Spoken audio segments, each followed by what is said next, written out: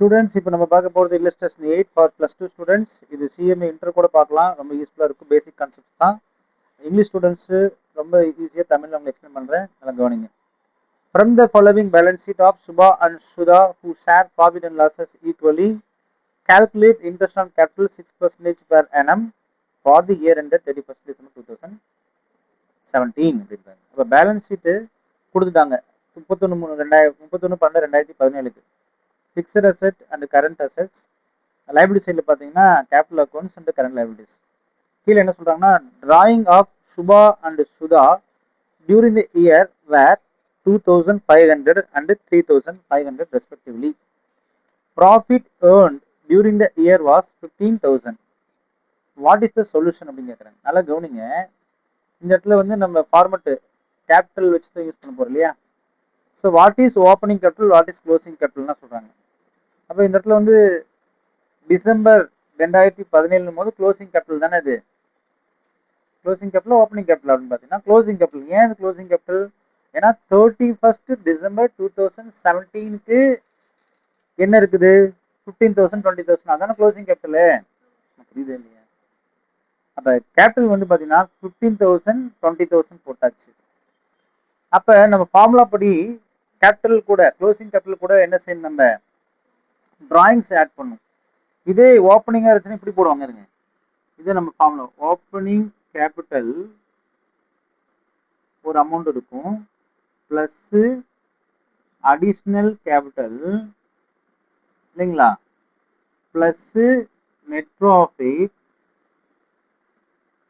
Minus drawings. என்னங்க, minus drawings. கடைசியாக என்ன கிடைக்கும் நமக்கு, க்ளோசிங் கேபிட்டல் கிடைக்கும் இல்லையா. அதையே உல்டாவாக பண்ணுறோம். க்ளோசிங் கேபிட்டல் கிடைச்சிச்சு, அதை ரிவர்ஸ் பண்ண என்ன ஆகும், ஆட் பண்ண டிராயிங்ஸ் கிடைச்சிடும். Drawings they have given 2500 3500 கொடுத்துருக்குறான்.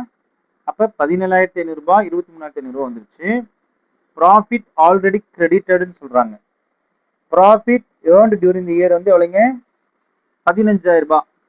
இவங்க ரெண்டு பேரும் ஈக்குவல் பார்ட்னர்ஸா அப்படின்னு பார்த்தீங்கன்னா எஸ், இங்கே போட்டான் share profit and losses equally.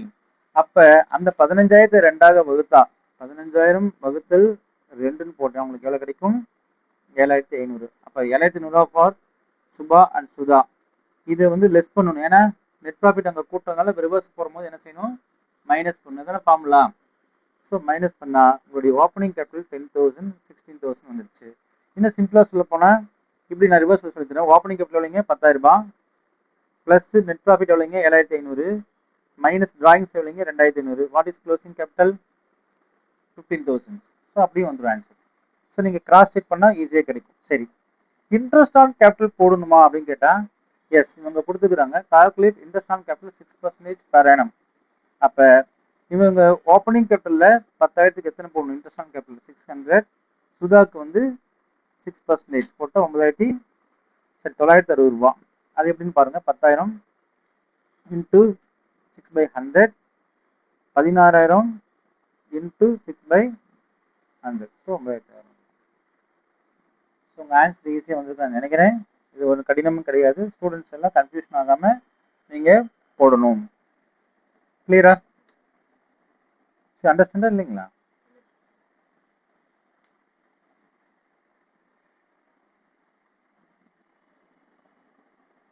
Illustration 9 போயிடலாமா?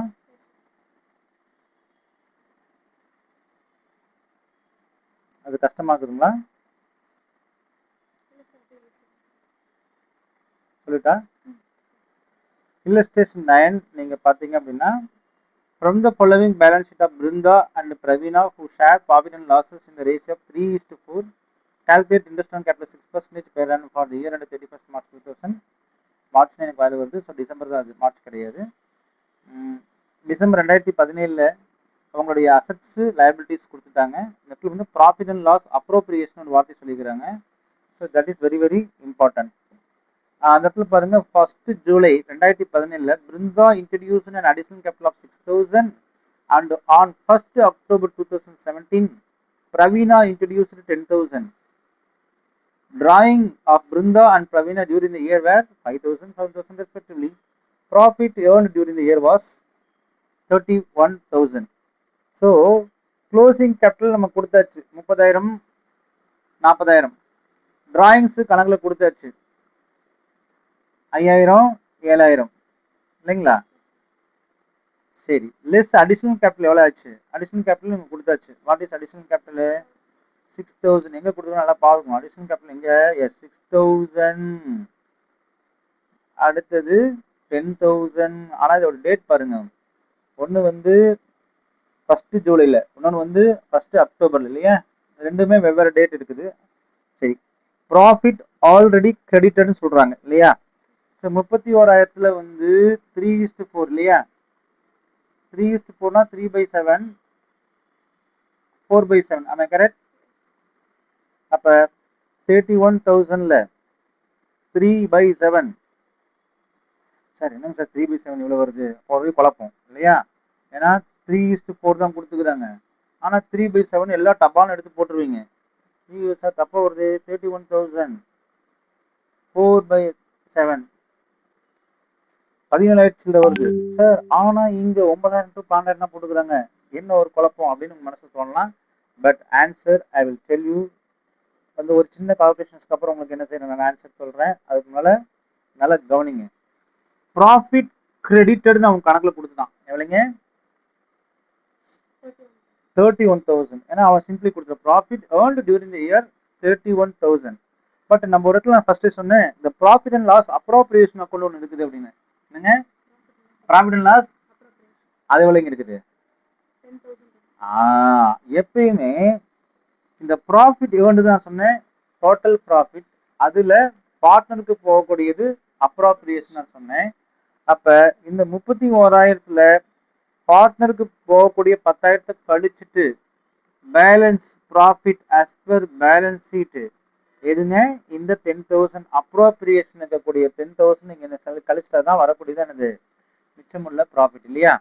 This amount is distributed to their profit sharing ratio 3:4. அப்போ நாட் 31,000 எவ்வளோ தான் போகணும்? 21,000 தான் போகணும்.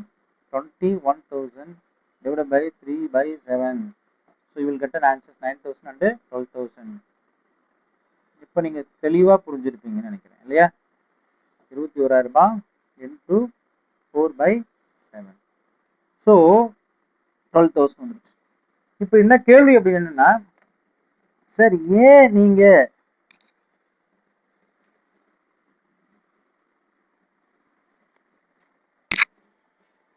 ஏன் நீங்கள் 31,000 எடுத்துக்காம, என்னங்க ஏன் நீங்க 31,000 எடுத்துக்காம 21,000 எடுத்தீங்க அப்படின்னு தானே கேள்வி. ஏன்? என்னங்க? Yes, profit and loss appropriation is relating to partners. அப்ப அந்த பார்ட்னர்ஸ்க்கு ஆகக்கூடிய செலவு இருக்குது, அந்த செலவு தான் நம்ம கன்சிடர் பண்ணணும். அந்த செலவை யாருமே கன்சிடர் பண்றது கிடையாது இந்த கணக்குல. ஸோ அதனால இந்த பாயிண்ட் வந்து ரொம்ப ரொம்ப ரொம்ப ரொம்ப என்னங்க இம்பார்ட்டன்ட். எல்லாரும் கோட்டை விடுற பாயிண்ட் இதுதான். ஸோ இதை நம்ம என்ன செய்ய முடியாது, கோட்டை விடக்கூடாது. அதனால செம்ம ஒரு டைமுக்கு 2 டைம் என்ன செஞ்சிருந்தீங்க பார்த்துடணும். சரி, அப்போ இன்ட்ரெஸ்ட் ஆன் கேபிட்டல் போடுறது ஈஸியா கஷ்டங்களான்னு பார்த்தா எஸ், ரொம்ப ரொம்ப ஈஸி. ஏன் இன்ட்ரெஸ்ட் ஆன் கேபிட்டல் போடுறது ரொம்ப ரொம்ப ஈஸி நான் சொல்றேன். நம்ம ஆல்ரெடி பார்த்ததான் இல்லையா?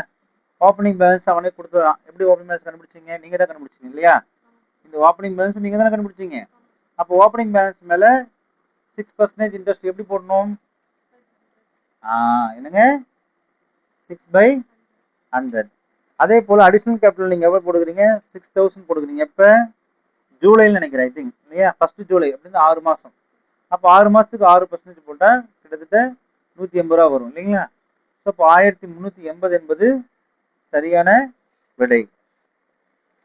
சரி, அதே போல பிரவீனாவோட ஓப்பனிங் கேபிட்டல் எவ்வளவுங்க இருக்குது? 25,000. அதுக்கு 6% போட்டாங்க, ஓப்பனிங் கேபிட்டல் வந்துருச்சு. அதுக்கப்புறம் அடிஷனல் கேபிட்டல் ஃபார் 3 மந்த்ஸுக்கு தான் போறாங்க. ஏன் 3 மந்த்ஸுக்கு போறாங்க அப்படின்னு ஒரு கேள்வி கேட்டீங்க அப்படின்னா, ஏன் அப்படின்னா நீங்க எங்கதான் வாங்கிக்கிறீங்க? என்னங்க புரியுதுங்களா இல்லையா?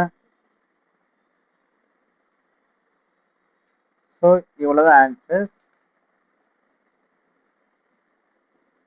புரியுதுங்க இல்லையா?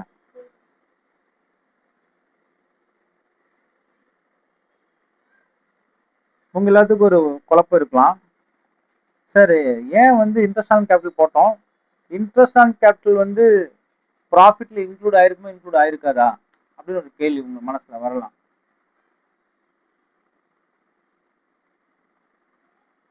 புரியுதுங்களா?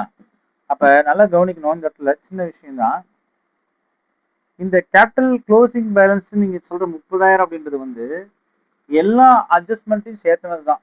என்னங்க? that 30,000 includes all adjustments. சொல்லுங்க.